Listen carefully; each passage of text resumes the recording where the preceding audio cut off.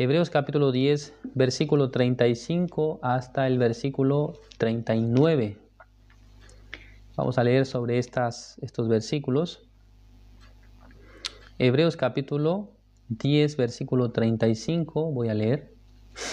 No perdáis pues vuestra confianza, que tiene grande galardón, porque os es necesaria la paciencia, para que habiendo hecho la voluntad de Dios, obtengáis la promesa. Porque aún un poquito, y el que ha de venir vendrá, y no tardará. Mas el justo vivirá por fe, y si retrocediere, no agradará a mi alma. Pero nosotros no somos de los que retroceden para perdición, sino de los que tienen fe para preservación del alma. Hasta el versículo 39 he leído. Hoy en la tarde hemos tenido el estudio bíblico con el pastor Juan. Estaba escuchando atentamente la enseñanza que él nos dio, porque el capítulo 10 del libro de Hebreos ha marcado en algún sentido un precedente en mi vida, porque en realidad yo recibí la salvación con la palabra que está en el libro de Hebreos capítulo 10, versículo 17. ¿Qué es lo que dice? Añade, y nunca más me acordaré de sus pecados y transgresiones. Durante mucho tiempo había vivido yo con un pensamiento equivocado, o sea, digamos, en mi vida antes de conocer la iglesia, yo he pensado sinceramente que era una persona correcta, buena, ¿no? Delante de la sociedad, delante de mis padres, delante del, digamos, el mundo académico. Realmente me creí una persona correcta. Pero después de escuchar el Evangelio acerca del pecado en la iglesia el año 2011, pude entender por qué a veces en mi corazón se despertaron y emanaban los pensamientos malos, los deseos malos. Es decir, que en mi cabeza tenía una buena intención o tenía un buen deseo, pero desde mi corazón emanaban las cosas malas, ¿no? Las cosas, o sea, que no son para el bien. Entonces, cuando escuché por la misión Buenas Nuevas el mensaje de la salvación, en ese momento empecé a entender perfectamente que el problema es que en el corazón del hombre está el pecado. Hoy en la tarde tuvimos el estudio bíblico con un hermano por medio de la plataforma de Zoom a las 3 de la tarde. Entonces él tenía una consulta al final del estudio. Me preguntaba, ¿no? Pastor, ¿cuál es el pecado? El pecado es lo que uno comete transgresiones. El pecado se refiere a las cosas malas que hacemos, o el pecado es estar apartado de Jehová. Entonces yo le expliqué, ¿no? Con una manera muy sencilla, o traté de explicarle de una manera sencilla, porque en la Biblia nosotros encontramos 3 conceptos acerca del pecado. El primero es el concepto de pecado de manera singular. ¿No es así? O sea, encontramos la palabra pecado como un elemento una palabra que está en modo singular. Por ejemplo, en el libro de Romanos 5.12 dice, ¿qué es lo que dice en el libro de Romanos 5.12? Que por un hombre entró el pecado al mundo, dice. Por un hombre entró el pecado al mundo. Y luego tenemos el libro de San Juan, capítulo 1, el versículo 29 que dice, ¿qué es lo que dice San Juan 1.29? Al siguiente día, dice, vio Juan a Jesús, que venía a él, y dijo, he aquí el Cordero de Dios, que quita el pecado del mundo. Otra vez podemos ver el concepto de pecado en singular. Pero en algunos pasajes de la Biblia encontramos el concepto de pecado en la forma plural. ¿Qué es lo que dice? Pecados, ¿no? Pecados. Termina en S. Es una palabra plural. Pero también en la Biblia encontramos otro concepto más, que son las transgresiones o las iniquidades. ¿sí? Entonces, tres conceptos nosotros debemos manejar. El concepto de pecado como singular, el concepto de pecados como plural y el concepto de transgresiones. Entonces, si tuviéramos que situarlo, si tuviéramos que comparar esto con un árbol, entonces el pecado sería la raíz de todo, ¿no? Es la raíz, la semilla, ¿no? La raíz. O digamos la semilla mejor, ¿no? La raíz o la semilla. Y luego, ¿qué serían los pecados? Sería equivalente el tronco, las ramas, ¿no? Pero ¿a qué nosotros haríamos igual las transgresiones? O sea, ¿a qué haríamos igual los frutos? A las transgresiones. ¿Me comprenden? El fruto sería equivalente a las transgresiones. Entonces yo recibí la salvación en el año 2011 con el versículo 17 y un día me he puesto a analizar. Porque la Biblia dice, y nunca más me acordaré de sus pecados y transgresiones. Entonces la gente normalmente no piensa en esto, pero yo sí. Entonces, pecados y transgresiones. Normalmente estas dos palabras pueden ser perfectamente sinónimos. O sea, no estaría incorrecto hablar la misma palabra. Pero ¿por qué la Biblia resalta que no se acuerda de los pecados y de las transgresiones? ¿Por qué? ¿Qué es lo que quiso decir este versículo? Para mí fue el versículo de la salvación, pero para mí también tiene el significado muy especial. ¿Qué significan los pecados? Se refiere a todas las manifestaciones pecaminosas que se despiertan de sus corazones. La codicia, la lujuria, el odio, todos estos pensamientos que emanan en nuestro corazón, que tal vez no se han llegado a ejecutar en nuestra vida, pero son los pecados que la Biblia habla. Sin embargo, las transgresiones, ya esto tiene que ver con el acto, o sea, con el delito en sí, lo que yo hice con mis manos, lo que yo hice con mi cuerpo. Estas son transgresiones. ¿Comprenden esto? Estas dos cosas tienen su origen en la raíz o en la semilla, que es el pecado. Entonces, tres conceptos diferentes, en diferentes niveles. El pecado es decir que todo el mundo ha recibido el pecado. Pero los pecados, cada persona de sus corazones tiene algún tipo de pecados. Si me comprende, alguno en su corazón se levanta lujuria, alguno se levanta odio, envidia, codicia. No todos son iguales. Esto viene a ser los pecados. Pero tenemos el nivel, último nivel, que viene a ser el nivel visible, lo que se puede ver, lo que se puede juzgar por la ley de un país. ¿Qué es esto? Las transgresiones. Por ejemplo, en un país, una persona, digamos, tiene codicia en su corazón, pero nunca robó, nunca tomó algo de alguien ajeno, pero en su corazón había codicia. ¿Esta persona será juzgada por los tribunales? Usted tuvo codicia, por eso tendrá 10 años de cárcel. No existe eso en ninguna parte.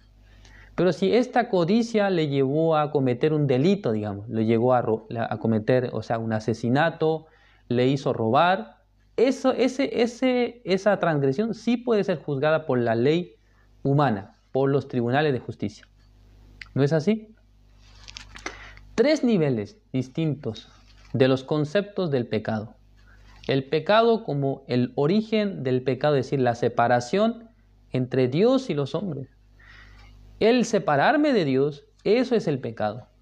Pero estando separado de Dios es donde se manifiestan los pecados en el corazón del hombre. Antes de separarse de Dios, no se manifestaron estos pecados, pero por estar separado de Dios, se manifiestan los pecados. Y tercero, estos pecados, si no pueden llegar a tener un control en nuestro corazón, se manifestarán como frutos. Estas son las transgresiones. Entonces, cuando yo entendí estos versículos de manera más precisa, Dios no se acuerda, dice, de mis pecados. Es decir, de las cosas que estaban en mi corazón como deseos perversos y malos. tampoco se acuerda de lo que yo hice, lo que ejecuté como delito, como transgresión. Dios no se acuerda de ninguna de las dos. Por lo tanto, es una salvación perfecta, es una salvación completa. Lo que está en mi corazón, lo que llegué a cometer, ninguno de los dos Dios se acuerda. Esto es una salvación perfectamente completa en la vida de una persona. No hay algo más perfecto que esto.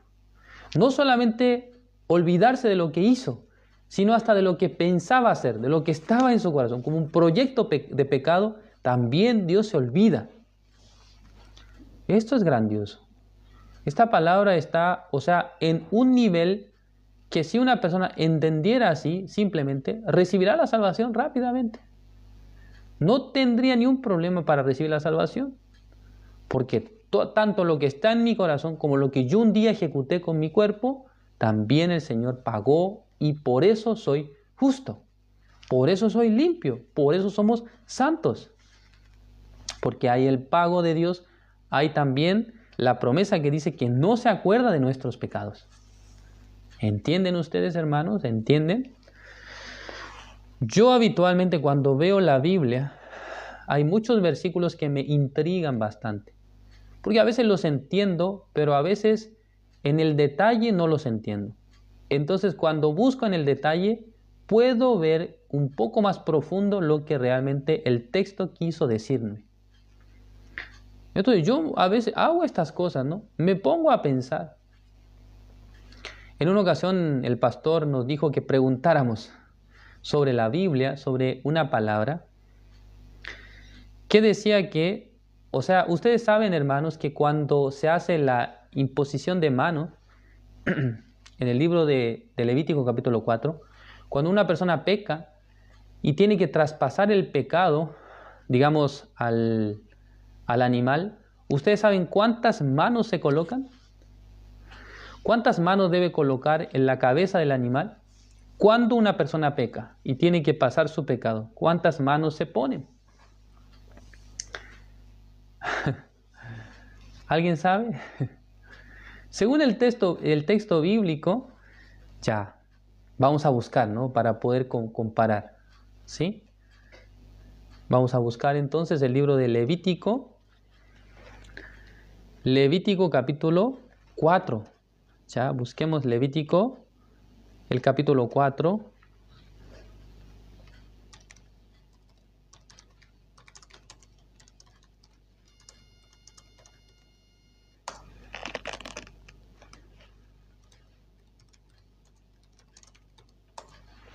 Levítico capítulo 4.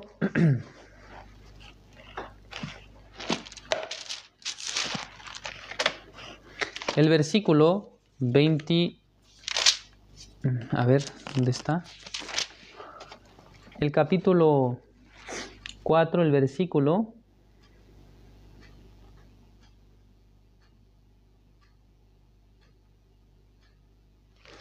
29. Ya leamos juntos.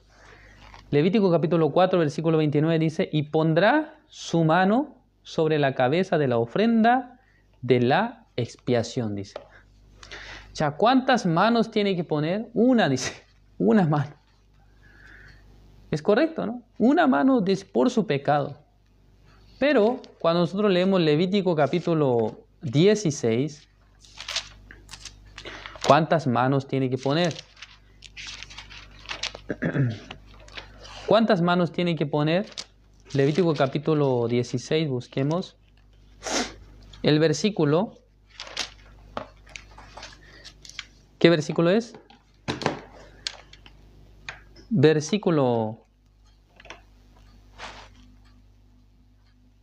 21. Ya, versículo 21, ¿qué es lo que dice? Ya, un momento, por favor.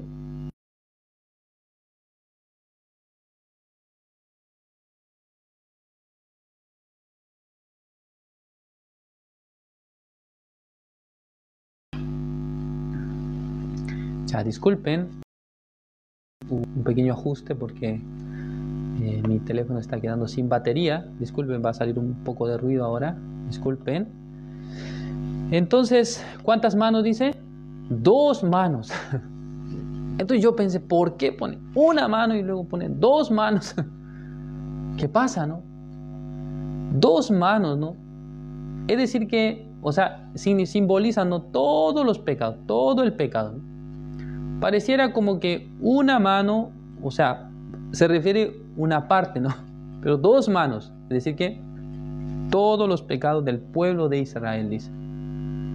Además, hay otro elemento interesante, porque esta expiación se hacía ¿en qué tiempo se hace?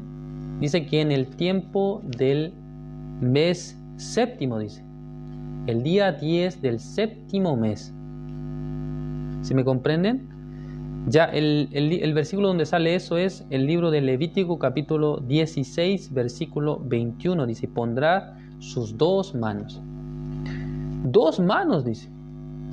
Entonces, pensando detenidamente, en realidad, el sacrificio que hacía, digamos, o la manera de sacrificio que hacía, o sea, Aarón, cuando ponía sus 2 manos, esto lo realizaba el día 10 del séptimo mes. Es correcto, ¿no? Pero si nosotros pensamos el día 10 del séptimo mes, o sea, es una parte, o sea, como si fuera que cae por ahí por el medio, ¿no?, del año, digamos, o sea, de un año completo. Por lo tanto, no es el año completo, sino que una parte del año. En una parte del año se hace el sacrificio. Por lo tanto, este sacrificio, en algún sentido, hermanos, está perdonando el pecado del año,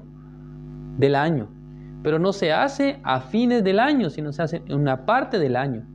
Por lo tanto, esta redención que se hace a mitad del año está cubriendo pecados pasados y pecados futuros también. ¿Entienden lo que digo?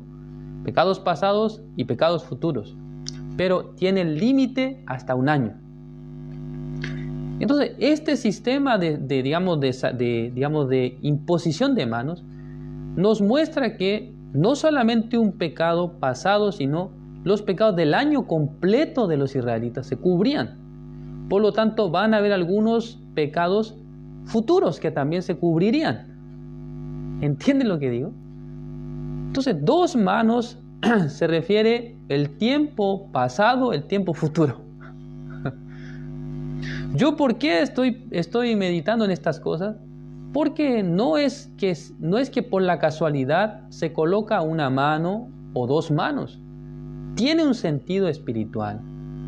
Entonces, una vez escuchando la predicación de un pastor de Corea, nos explicó de esa manera. Esa redención que se hace anual es por un año, ¿no? Pero en el momento que se hace todavía no ha terminado ese año. ¿Entienden? No ha terminado el año, dice que está en el séptimo mes. Entonces no se ha terminado el año. Entonces significa que está perdonando pecados futuros, pero con un límite, ¿no? Son pecados futuros, pero dentro de un año. Ya si lo dijéramos conforme al calendario gregoriano, sería el mes de julio, ¿no? Entonces cubría los pecados de ese año.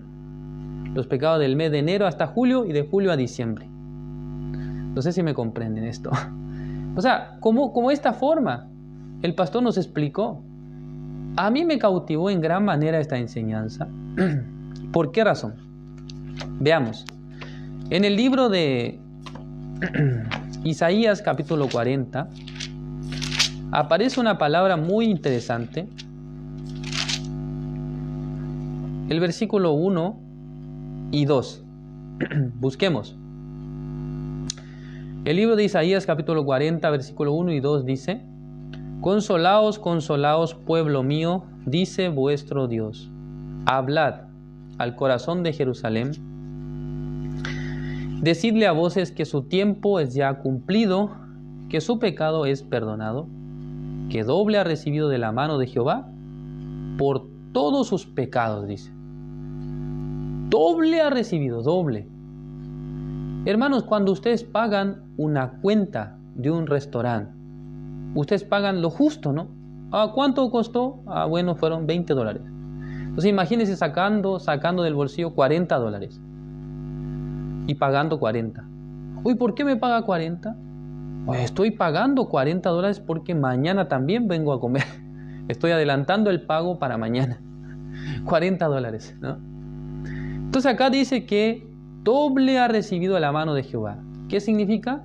Está pagando los pecados de aquí para atrás, pecados pasados, y de aquí para adelante, pecados futuros. Doble ha pagado por todos sus pecados, dice. Por lo tanto, la redención que el Señor Jesucristo ha hecho en nuestra vida, conforme al libro de Hebreos capítulo 10, versículo 17, nos está hablando también de una composición completa de los pecados de la vida del hombre. Las cosas que están en su interior, que no se han llegado a consumar, y las cosas que había cometido con su cuerpo. Por eso, la Biblia dice que no se acordará de sus pecados y transgresiones. Dos cosas son: pecados y transgresiones. ¿Entienden lo que digo? En una ocasión yo escuché una prédica de un pastor de nuestra misión.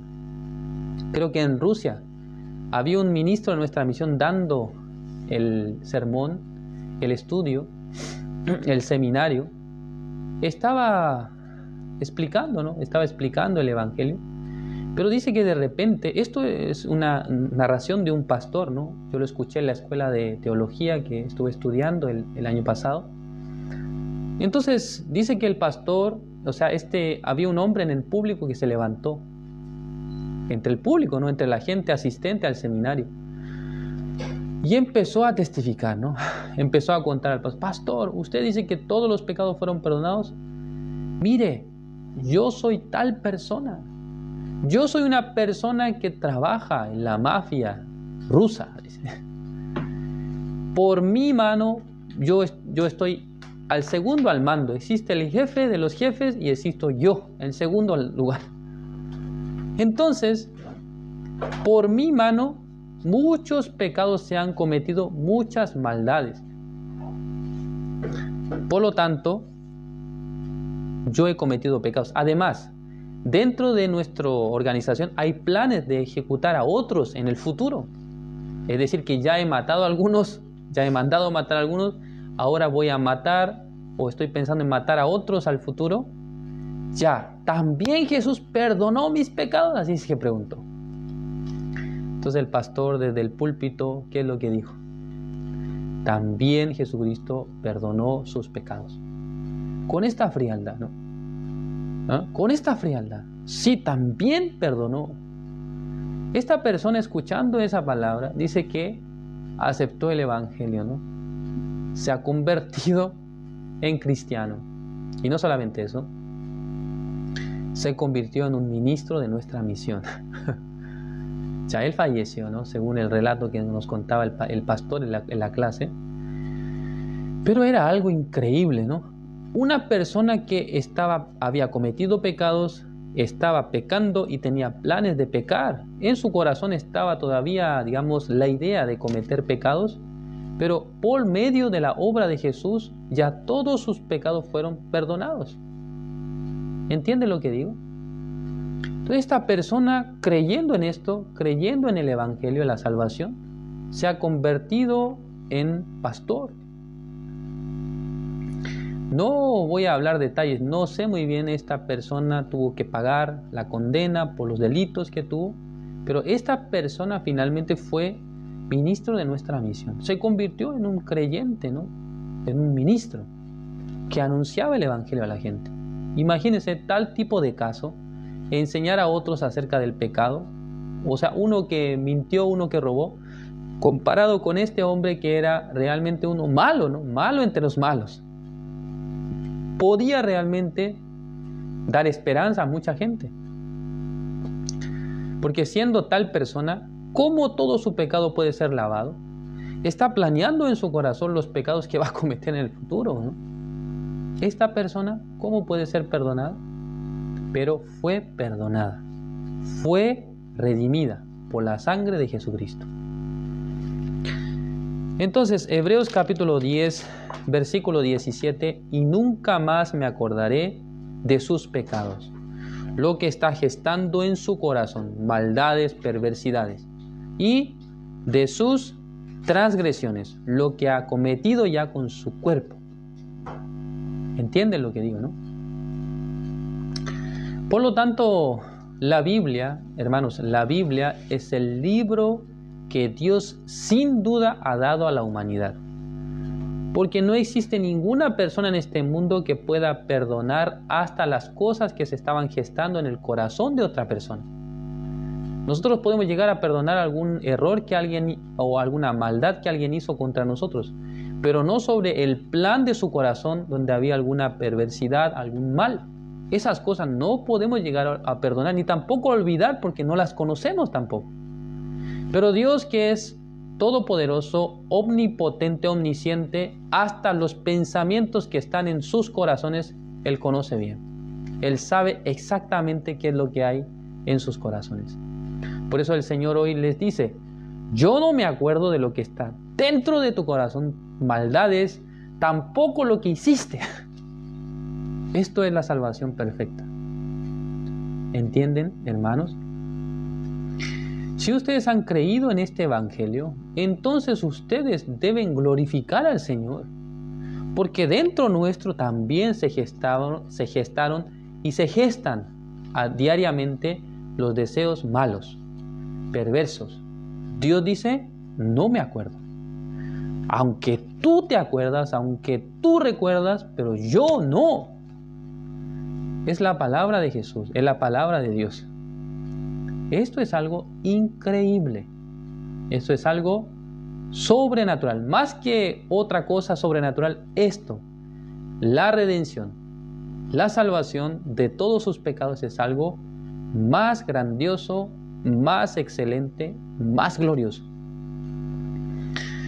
Hoy hemos leído Hebreos capítulo 10, versículo 35, dice: no perdáis pues vuestra confianza, que tiene grande galardón, porque os es necesaria la paciencia, para que habiendo hecho la voluntad de Dios, dice, obtengáis la promesa. Ya esta palabra está hablando posterior a recibir la salvación. Dice que no perdáis, dice, no perdáis vuestra confianza, que tiene grande galardón. Dios prometió que va a dar un galardón a los que puedan caminar con Él. La Biblia dice, le llama la corona de gloria, la recompensa de Dios, la corona de vida, en fin, muchos adjetivos a un elemento que Dios nos ha prometido. Que caminando en este mundo, después de recibir la salvación, con la vida de fe, con la voluntad de Dios, Dios nos dará el premio, el galardón. Es la promesa de Dios. Por eso acá el escritor de Hebreos dice que no perdáis la confianza. Y digamos que cuando usted empieza la carrera, cuando recibió la salvación, el perdón del pecado, inicia su carrera. Pero ahora, pasando el tiempo, poco a poco en el corazón se van levantando incredulidades, pensamientos, que vienen por diferentes razones. Por situaciones, por la persecución de la familia, por la persecución de alguien que les molesta. En sus corazones empieza a llegar desesperanza. Pero acá el escritor de Hebreos quiere dar esperanza a los cristianos, ¿no? A los creyentes. Es verdad que ustedes tienen dificultades, es verdad que ustedes tienen persecución, es verdad que ustedes tienen tribulaciones, pero no perdáis vuestra confianza, dice. ¿Correcto? Porque os es necesaria la paciencia, para que habiendo hecho la voluntad de Dios, obtengáis la promesa. Hacer la voluntad de Dios es decir que vivir conforme el proyecto de Dios, el propósito de Dios. Hoy el pastor nos decía, ¿no?, que Dios no le agrada que un cristiano salvo retroceda. Ojo, acá por favor no se confundan. Retroceder no es perder la salvación, en ninguna manera. Jamás algo tan glorioso, tan bendito, y algo que hemos obtenido sin ningún mérito, podemos perderlo. Jamás. Es un regalo de Dios. Pero ¿qué significa retroceder? Hoy día el pastor nos explicó claramente. Retroceder es decir que abandonar el camino de la fe. por la situación, por la tribulación, por la dificultad. ¿Por qué dice? A Dios no le agradará, dice. ¿Qué dice acá el versículo 37? Porque aún un poquito y el que ha de venir vendrá. Imagínense, en ese tiempo el escritor de Hebreos dice que aún un poquito, dice, un poquito y el que ha de venir vendrá. Un poquito. ¿Qué es un poquito para ustedes? ¿Una semana? ¿Un mes? ¿Un año? ¿Un minuto? ¿Unos días? ¿Qué es un poquito para ustedes? Un poquito de tiempo. El escritor de Hebreos dice que un poquito, dice. Y el que ha de venir vendrá. ¿Quién es el que ha de venir, hermanos? ¿Quién es el que ha de venir? ¿No? Su suegro, su suegra que le va a visitar en su casa, o su amigo del barrio, o su vecino. ¿Quién va a venir un día? Jesucristo. Aquí dice que un poquito falta, un poquito. Pero estamos hablando del libro de Hebreos, digamos el año 80, 90 después de Cristo. Estamos en el año 2024. Jesucristo no vino todavía. Pero él dijo un poquito, dice. Y el que ha de venir vendrá y no tardará. Imagínense con qué corazón vivía el escritor del libro de Hebreos. Jesús va a venir pronto. Esto no es ser falso profeta ni anunciar calamidades que no son, sino que en su corazón estableció esto como una verdad. Jesucristo va a venir, por eso, ¿cómo tenemos que vivir? Eso quiere decir. Versículo 38, más dice, el justo vivirá por fe. Este versículo lo hemos visto en otras partes, ¿no? En el libro de Romanos 1:17 también dice, el justo es el que vive por la fe. Entonces dice, y se retrocediere, no agradará a mi alma. ¿A quién no le agradará? Al Señor, a nuestro Dios no le agrada cuando los cristianos justos no toman, o sea, no caminan por la senda de la fe. Abandona la fe. Yo ya recibí la salvación, ahora vamos a vivir para la vida carnal solamente. Esta persona es la que retrocede. ¿De qué retrocede? De la fe. De la fe para llevar la vida espiritual. De la fe para anunciar el evangelio. De la fe para salvar a la gente. De la fe para ser utilizado por Dios. Las personas que renuncian a esto, es decir, que retroceden. Entonces a Dios no le agrada esto. Entonces Dios empieza a molestar a la vida de tal persona. Yo te salvé, yo te limpié, yo te perdoné todos tus pecados, pero tú quieres vivir como quieres, no me parece justo. Dios empieza a intervenir en la vida de tal persona. Empieza en sentido, simple, a molestar la vida de los cristianos que no viven para el Señor. Esto Dios lo hace, hermano. No es necesario que vaya el pastor a sus casas a obligarles, ¿no? Por ejemplo, a venir a la iglesia o a predicar el evangelio. No, el pastor en la iglesia imparte el mensaje, enseña la palabra, enseña la fe. Pero si algún hermano no quiere ir en esa dirección, entonces él se aparta, ¿no? Pero ¿quién es el que lo busca? ¿Quién es el que lo molesta? Hermanos, ¿quién lo molesta? El pastor, yo lo tengo que molestar en su casa. No, Dios le va a incomodar. Dios le va a molestar. Dios se va a desagradar. Porque acá dice, no agradará a mi alma. Dios no le gusta. Ese cristiano salvo, ¿no? Ya, hermana Isabel, hermana Mónica, hermana Gloria, Johan, usted no quiere vivir por la fe, no me agrada su vida. Disculpe que haya personalizado algunos nombres, ¿no? Pero para todos, para mí también. Hey, Pastor Christopher, tú no quieres predicar el evangelio, no quieres anunciar la palabra, no me agradas. Voy a incomodarte, voy a molestarte. Entonces, ¿qué tengo que hacer yo, hermano? Tengo que predicar nomás, ¿no? La semana pasada, realmente yo me quiero disculpar en esta noche. Me olvidé de este tiempo, del tiempo del estudio bíblico con ustedes. De verdad, discúlpeme. El hermano Matusalén tuvo que hacer el estudio. Creo que él lo hizo más tarde. Yo le escribí, ¿no? Con mucho pesar. Hermano, discúlpame. Tenía algunas cosas en mi cabeza, estábamos haciendo otras cosas en la casa, me olvidé totalmente el estudio. Tenía mucho pesar. Realmente soy muy descuidado, pensé. Pero hoy desde la mañana, desde ayer, pensaba, no tengo que olvidarme el estudio bíblico de las 10 de la noche. Tenemos que compartir. Porque no solamente hermano Matusalén no le agradará, a Dios tampoco le agradará, ¿no? Si yo no comparto el tiempo que me corresponde compartir, Dios también se enoja, ¿no? Dios no le gusta. ¿Por qué no comparte? ¿Por qué no se olvidó de compartir la palabra de Dios? Me va a poner la incomodidad en mi corazón, ¿no? Si retrocediere, no agradará a mi alma, dice. Pero qué bendición. El versículo 39 es una promesa para todos nosotros. Que dice, pero nosotros, dice, no somos de los que retroceden para perdición, sino de los que tienen fe para preservación del alma. Esta palabra, hermanos, tenemos que recibir como una promesa. Dios nos está diciendo, sí, la verdad es que existen los que retroceden, pero tú, ¿quién? Mónica, Isabel, ¿qué más? Pasar por Samaria también, ¿qué más? ¿Dónde están los demás? Liney, Luis, San Benito, Yerson. Tú, fulano, no eres de los que retroceden para perdición, dice, sino de los que tienen fe para preservación del alma. Esta palabra, por la fe, yo hoy escuchándola, acepté.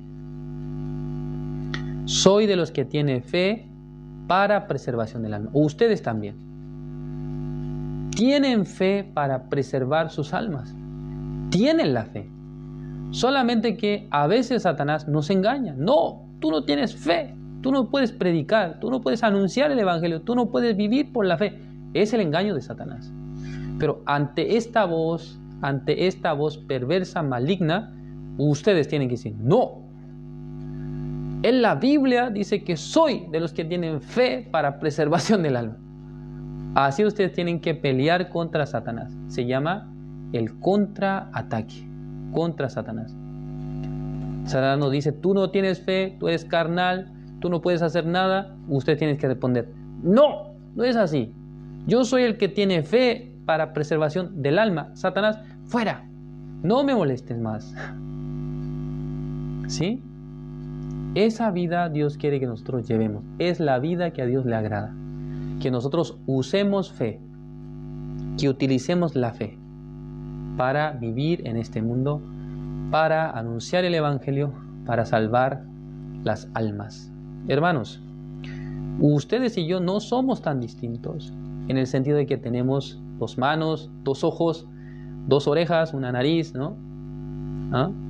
Incluso muchos de ustedes tal vez son mucho más inteligentes que yo, en muchos aspectos. Tal vez tienen muchas más habilidades que yo. Pero lo que acá la Biblia me dice que soy quien tiene fe para preservación del alma. ¿Quién? Yo y ustedes también. Ambos, ustedes y yo tenemos fe para preservación del alma. ¿Es correcto? Tienen fe para preservación del alma. Por lo tanto, solamente tenemos que usar la fe. No la guarde en el bolsillo, no la guarde en la billetera, en la recámara, en el baño, sino que en su corazón, llevando la fe, en su vida, llevando la fe, vamos a dar los pasos de la fe. Dios nos ayudará, Dios nos bendecirá, Dios trabajará por esta fe. Esta fe fue adquirida, ¿no?, por la salvación. Por haber creído en la obra de Jesucristo, ya esta fe nos fue dada por Cristo, ¿no? Cristo está en ustedes, Cristo está en mí también. Esta fe tenemos que valorar y usar. No sean tentados por sus pensamientos, no sean tentados por la situación, no sean tentados por las tribulaciones o por las persecuciones que reciban en sus familias, entre sus amigos, por su grupo social, en el lugar de estudio. Si realmente yo he pasado estas situaciones muchas veces, principalmente mi familia, ¿no? Al principio no estaba de acuerdo conmigo, pero aunque no me peleé de golpes obviamente con mi familia, pero desde mi corazón luchaba con esta situación. Ahora mi familia no me acepta, ahora mi familia no está de acuerdo, pero un día Dios va a trabajar, un día Dios va a obrar con poder en ustedes también. Si a ustedes les persigue su familia, glorifiquen al Señor. Porque la Biblia dice que los enemigos del hombre serán los de su casa. Así está escrito, ¿no? Es la palabra de Dios. O sea, es normal. Si no ocurre esto, preocúpense. Pero si ocurre que de la misma familia ustedes reciben persecución, ustedes glorifiquen al Señor. Sí, Señor, por ser un hombre salvo, una mujer salva, una mujer justa, por eso llega esta persecución. Tengan orgullo de esto. Aquí está hablando el pastor en esta noche, ya se volvió loco, alguien puede pensar, ¿no? No, tengan orgullo realmente porque se cumple la palabra de Dios en la vida de los cristianos. Se cumple realmente. Los de su casa, dice, serán sus enemigos. Se opone. Por eso no sea motivo de abandonar el camino de fe, hermano, sino sea un motivo de gloria. Realmente este evangelio es verdadero, por eso soy perseguido. Si no fuera verdadero, nadie me persigue. Pero como es verdadero, como es la verdad, como es, digamos, la perfecta verdad, que Jesucristo llevó mis pecados, aunque la gente me diga que no, yo te conozco, yo sé quién eres tú, yo sé dónde tú andas. No. No sean engañados. Jesucristo nos ha perdonado todos nuestros pecados y nos dice, pero nosotros, ¿quiénes son nosotros? Todos los que están acá conectados en esta noche, no somos de los que retroceden para perdición, sino de los que tienen fe para preservación del alma. Ustedes son los que tienen fe para preservación del alma. Si Dios le dice a ustedes esta palabra, acepte por la fe. No, pastor, yo no soy de los que tiene fe, yo me caigo. No. Usted tiene fe. Usted tiene la fe. No, pastor, yo no, tal vez fulano. No, usted tiene la fe. Crea primero. Y luego podemos dar los pasos de la fe. Gracias por su atención. Así vamos a acabar el estudio de hoy. Vamos a orar. Dios Padre, Señor, le agradecemos. En esta noche nos ha permitido su palabra. Somos personas que han sido realmente influenciadas durante mucho tiempo por los pensamientos de Satanás.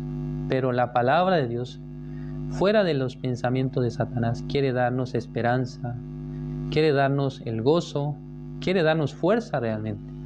Porque desde nuestro corazón siempre se despierta un pensamiento. No tenemos la fe, no tenemos fe. Pero hoy por el libro de Hebreos podemos entender, nosotros somos de los que tienen fe para preservación del alma. Señor, preservar el alma es decir que preservando la vida espiritual, preservando el corazón, la sensibilidad espiritual. Todos los hermanos tienen esta facultad porque todos han recibido el Espíritu Santo de Dios, todos tienen Jesucristo en sus corazones. Espero que el Señor Jesucristo que habita en sus corazones les guíe, les encamine y les dé también esperanza cada día ante las tribulaciones, ante las persecuciones, ante la dificultad. Gracias, Señor, por este tiempo. Bendiga, Señor, esta plataforma, esta página. Escrito está también que dirige el hermano Matusalén. Cada día vemos cómo él está trabajando para el Señor, está sirviendo al Señor, gastando mucho tiempo de su vida, usando mucho tiempo para producir material, para enseñar la palabra de Dios. Hasta hoy, Señor, usted le ha bendecido. Espero que siga bendiciendo su vida, siga bendiciendo su familia también. En el corazón del Señor, dele la fe, esperanza cada día para que pueda avanzar y continuar a pesar de las situaciones, a pesar de las adversidades. Gracias, Señor, por este tiempo. Oramos en el nombre de su Hijo amado, nuestro Señor Jesucristo. Amén.